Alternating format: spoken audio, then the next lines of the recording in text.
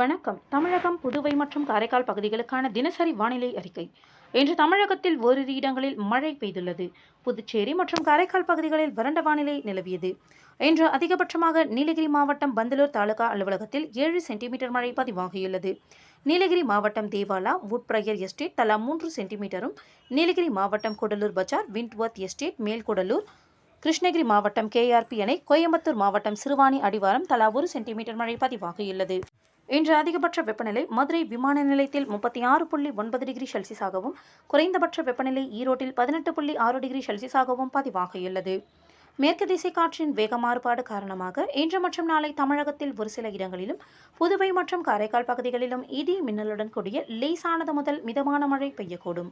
August 28 முதல் September 1ஆம் தேதி வரை தமிழகத்தில் ஒரு சில இடங்களிலும், புதுவை மற்றும் காரைக்கால் பகுதிகளிலும் லேசானது முதல் மிதமான மழை பெய்யக்கூடும். சென்னையை பொறுத்தவரை அடுத்த 48 மணி நேரத்திற்கு வானம் ஓரளவு மேகமூட்டத்துடன் காணப்படும். நகரின் ஒரு சில பகுதிகளில் இடி மின்னலுடன் கூடிய லேசானது முதல் மிதமான மழை பெய்ய வாய்ப்புள்ளது. அதிகபட்ச வெப்பநிலை 35 36 டிகிரி செல்சியஸை ஒட்டியும், குறைந்தபட்ச வெப்பநிலை 28 29 டிகிரி செல்சியஸை ஒட்டியும் இருக்கக்கூடும். மீனவர்களுக்கான எச்சரிக்கை. தமிழக கடலோர பகுதிகள்.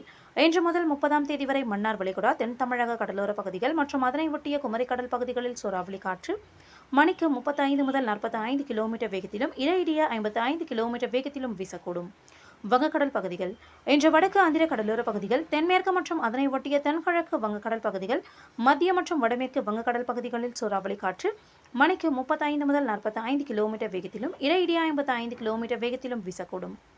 ஆகஸ்ட் 27 மற்றும் 28ஆம் தேதிகளில் தென்மேற்கு மற்றும் அதனை ஒட்டிய தென்கிழக்கு வங்கக்கடல் பகுதிகள் மற்றும் மத்திய வங்கக்கடல் பகுதிகளில் சூறாவளி காற்று மணிக்கு 35 முதல் 45 கிலோமீட்டர் வேகத்திலும், இடையிடையே 55 கிலோமீட்டர் வேகத்திலும் வீசக்கூடும்.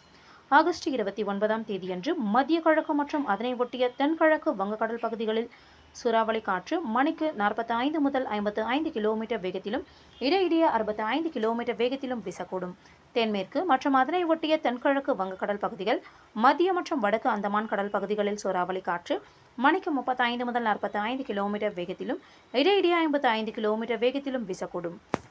ஆகஸ்ட் 30ஆம் தேதியன்று மத்திய வங்கக்கடல் மற்றும் அதனை ஒட்டிய தென்கிழக்கு வங்கக்கடல் பகுதிகளில் சூறாவளி காற்று மணிக்கு 45 முதல் 55 கிலோமீட்டர் வேகத்திலும், இடையிடையே 65 கிலோமீட்டர் வேகத்திலும் வீசக்கூடும்.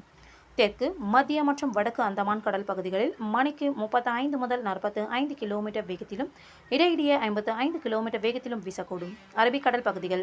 இன்று மற்றும் நாளை மத்திய அரபிக்கடல் பகுதிகளில் சூறாவளி காற்று மணிக்கு 45 முதல் 55 கிலோமீட்டர் வேகத்திலும், இடையிடையே 65 கிலோமீட்டர் வேகத்திலும் வீசக்கூடும்.